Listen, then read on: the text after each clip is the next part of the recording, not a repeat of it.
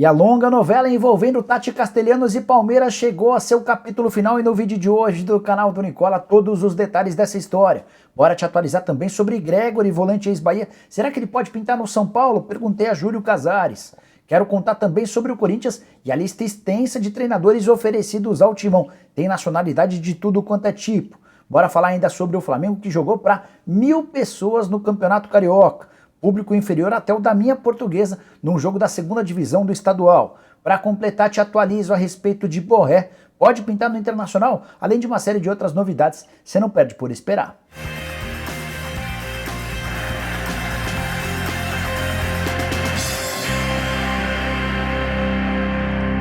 Fala aí pessoal, sou o Jorge Nicola, bem-vindos a mais um vídeo do canal e hoje, em vez de pedir, só quero agradecer pelos ótimos números de audiência nos vídeos, das lives, pelas curtidas, interações de vocês, clube de membros, enfim, muito bacana ter a companhia de vocês diariamente. Bom, bora começar contando que esse vídeo tem um oferecimento de Aposta Ganha, o site de apostas esportivas que me dá a maior sorte. E nessa quinta-feira tem jogos bem legais da Liga Europa para você apostar, são 8 partidas. Tem, por exemplo, os confrontos entre Barcelona e Napoli, Borussia Dortmund e Rangers, Porto e Lazio, entre outros. Separei as cotações do jogo do Barcelona que atua em casa. A vitória do Barça está pagando R$ 1,98 para cada real apostado. Se você for no empate, vai faturar R$ 3,54 agora. Se der o time visitante, o Napoli sair com vitória, você pode embolsar R$ 3,69. Curtiu? Então pegue agora mesmo no comentário fixo o link que eu estou deixando, faz seu cadastro na Aposta Ganha e aproveita todas as vantagens como, por exemplo, o Pix, como método de pagamento. Você faz seu depósito e a grana cai na hora, o mesmo vale para o saque. Por último, mas não menos importante, tudo com muita segurança, tranquilidade, você não perde por esperar. Agora sim, bora começar o vídeo e a primeira informação é do Cruzeiro, de acordo com o site Flaweb. O atacante Thiaguinho, que pertence às categorias de base do rubro-negro, interessa ao Cruzeiro. Que o Cruzeiro busca um atacante de velocidade pelos lados do campo, isso não é novidade. Só que tá difícil descobrir quais são esses atacantes, especialmente depois que o argentino Auski acabou se acertando com um clube europeu. Desde então nenhum outro nome surgiu. Agora a especulação a respeito desse jogador, 20 anos de idade, pertencia às categorias de base do Náutico, foi comprado pelo Flamengo, até conseguiu bons números pelo time sub-20, mas não consegue ter destaque no time principal. Ainda chequei com o pessoal do Flamengo que preferiu não comentar um suposto interesse do Cruzeiro. Quero te falar também a respeito de Neymar, que nessa quarta-feira recebeu Raíssa Leal, a fadinha do skate, a menina que encantou a todos com sua genialidade em cima do skate. Eles se encontraram depois da partida do PSG contra o Real Madrid, rolou churrasco, videogame, entre outras coisas. Legal saber do carinho que o Neymar tem por outros esportistas brasileiros. Bora fechar o giro de notícias contando que o Boa Vista, time do Campeonato Carioca, perdeu 7 pontos pela utilização ilegal de Ryan Guilherme. Dessa maneira o Boa Vista foi para a última colocação, tem menos 1 ponto e é o grande candidato ao rebaixamento no Campeonato Carioca. Bora falar agora sobre o Flamengo, que venceu mais uma, 2-1 em cima do Madureira na tarde dessa quarta-feira. Terceira vitória seguida do Flamengo de Paulo Souza, que chega com mais moral para o confronto contra o Atlético Mineiro, marcado para domingo, Supercopa do Brasil, decisão em Cuiabá. Mas o que eu queria chamar a atenção de vocês é a respeito do público que esteve presente no confronto diante do Madureira. Partida disputada às 3h30 da tarde no estádio Conselheiro Galvão para 1.009 pagantes. Eu vou repetir porque o número impressiona. Apenas 1.009 pessoas pagaram para assistir ao time mais popular do Brasil, dono de uma torcida de 40 milhões de torcedores. Além desse público pagante, a gente teve 1.293 como público total. Algumas pessoas conseguiram entrar de bico. A receita bruta desse jogo foi de R$80 mil. Certamente mais um enorme prejuízo para o Flamengo jogando o Campeonato Carioca. Para mim é um número absolutamente inaceitável, apesar das várias justificativas, como o Campeonato Carioca de pouca relevância, um jogo às 3h30 da tarde numa quarta-feira, enfim. Era o Flamengo em campo para um público muito pequeno. Só a título de comparação também, nessa quarta-feira, a minha Portuguesa venceu o Juventus no Canindé em jogo da segunda divisão do Campeonato Paulista para mais de 3.000 pessoas. A Portuguesa levou o triplo do público do Flamengo. Tem algum cabimento nessa história?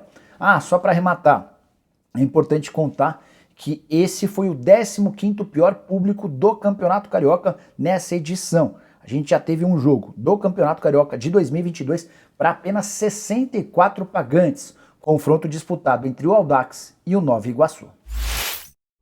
Agora repercutiu uma informação que vem da Argentina e garante que o Internacional tem interesse na contratação do colombiano Borré. Você que acompanha o canal do Nicola vai falar, o Nicola falando de novo do Borré. Não é culpa minha. O que eu fui fazer foi checar com o pessoal do Internacional.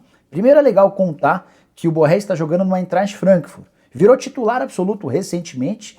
A empresária dele passou a ser a própria esposa, ele abriu mão de todos os seus antigos empresários e tem dado conta do recado depois de um início difícil no futebol alemão. Pois bem, hoje o Borré fatura aproximadamente R$1 milhão por mês de salário, mas tem uma bonificação das mais interessantes no contrato dele.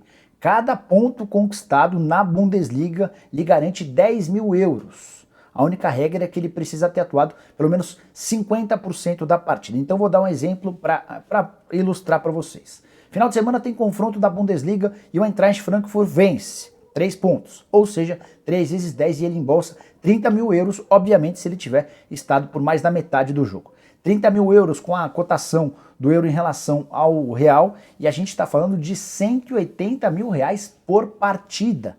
Tá bom para você? Bom, agora bora explicar a respeito da chance dele jogar no Internacional. Como eu contei para vocês, antes de gravar esse vídeo, procurei um dirigente colorado para saber se existe alguma possibilidade. Essa pessoa assegurou que não há nenhuma chance. O Inter até fez um contato, uma sondagem. O Gustavo Grossi, que é hoje diretor esportivo do Internacional, trabalhou com o Borré nos tempos de River Plate. Houve uma tentativa de entender as condições e o Internacional foi avisado que ele está feliz recebendo em dia e não pretende vir jogar no futebol brasileiro. Bora falar agora sobre o Corinthians e a busca por um treinador. Antes atualizar que o Timão fez 3-0 em cima do São Bernardo, os 3 gols marcados no segundo tempo, partida na Neoquímica Arena e boa atuação alvinegra. Primeiro gol aos 8 minutos da etapa final, uma linda enfiada do Juliano, Roger Guedes cara a cara com o goleiro, tocou por cima e quebrou um longo jejum sem marcar gols. Segundo gol também do Roger Guedes em mais um passe magistral. Aos 22 minutos o Renato Augusto tocou e o Roger Guedes bateu na saída do goleiro adversário.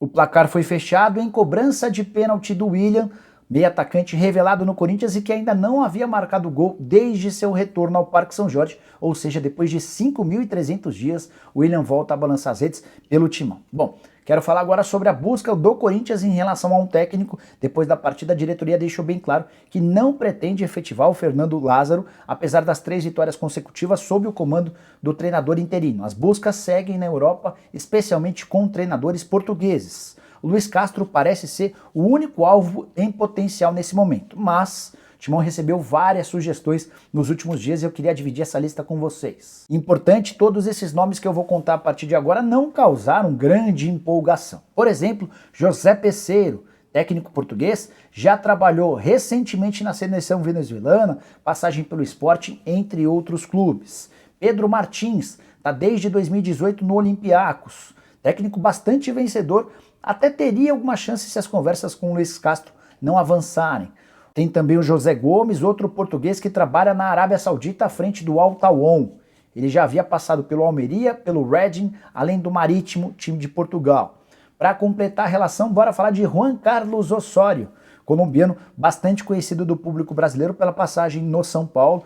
Nesse momento está à frente do América de Cali e não faz boa campanha. 2 vitórias, 2 empates e 2 derrotas, foi prontamente descartado. A lista de estrangeiros também conta com Ramon Dias, argentino, que foi sugerido pouco depois da demissão do Silvinho.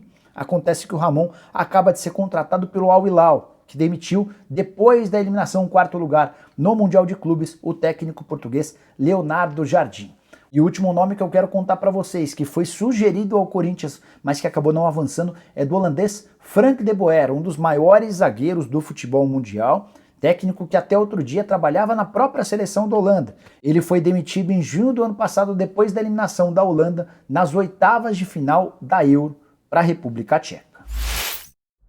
Bora falar agora sobre o Palmeiras, mais especificamente sobre Tati Castellanos, talvez o nome de centroavante mais especulado por torcedores alviverdes desde o início da temporada.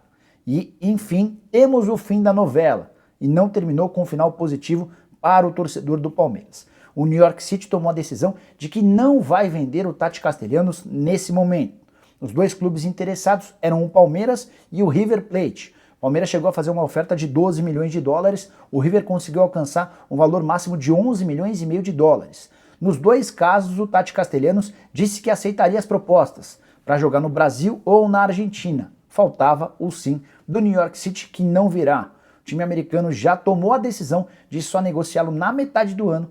Quando a janela na Europa reabrir, a ideia é transferi-lo para um clube grande do futebol europeu e, obviamente, por um valor superior a esses que eu citei agora há pouco. Até o técnico do River Plate, o Marcelo Gallardo, depois de uma vitória no Campeonato Argentino nessa quarta-feira, falou sobre o tema e disse o seguinte, abre aspas, ficamos muito empolgados com o Castellanos e ele queria estar aqui, mas se não houver alguém que mude a operação, vamos ficar com o que temos, fecha aspas. Então o próprio Gallardo já meio que descartando qualquer possibilidade da contratação do centroavante de 23 anos de idade, que foi o grande nome da conquista do New York City na Major League do ano passado. Ele foi o artilheiro do time e o melhor jogador da competição. O que o New York City promete fazer nos próximos dias? Dar um aumento salarial ao Tati Castellanos para garantir que ele fique feliz, pelo menos até a metade da temporada. Quero fechar o vídeo falando sobre o São Paulo e a busca por um volante. Contei para vocês no início dessa semana que o presidente Júlio Casares já havia afirmado que as prioridades hoje são um zagueiro, construtor e um primeiro volante que possa fazer a substituição ou uma sombra ao Luan.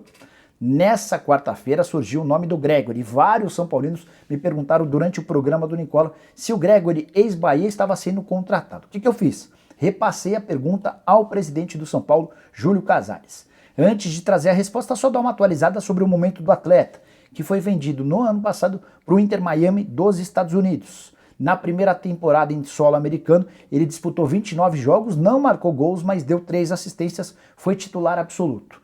Tem contrato com o Inter Miami até dezembro de 2024. Ele havia sido adquirido junto ao Bahia por 4 milhões de dólares, referente apenas a um percentual. 65% dos direitos econômicos, ele passou a custar, na oportunidade, 20 milhões de reais. O salário do jogador nos Estados Unidos gira na casa dos 280 mil reais por mês. É até um salário compatível, São Paulo possivelmente seria capaz de pagar mais. A grande questão é a aquisição dos direitos econômicos. E o Júlio Casares se referiu à operação do Gregore da seguinte maneira, abre aspas, ele é muito bom jogador, mas está fora das nossas condições financeiras. Ou seja, o presidente do São Paulo descarta qualquer possibilidade de o Gregore, volante de 27 anos, ser contratado. O São Paulo busca operações bem mais baratas, de atletas que cheguem a custo zero ou bem perto disso. Bom, pessoal, eram essas as informações que eu queria dividir com vocês nessa quinta-feira. Espero que tenham curtido o vídeo e deixem like por aqui. Quem ainda não se inscreveu no canal, aperta esse botãozinho vermelho de inscreva-se. Lembrando que eu vou deixar um link na descrição para você ter acesso ao nosso canal de cortes. Por lá eu posto os trechos do vídeo apenas com as informações do seu time do coração. É mais uma chance que a gente dá para você não perder conteúdo nenhum, beleza? A gente se vê de tarde. Abraço, tchau!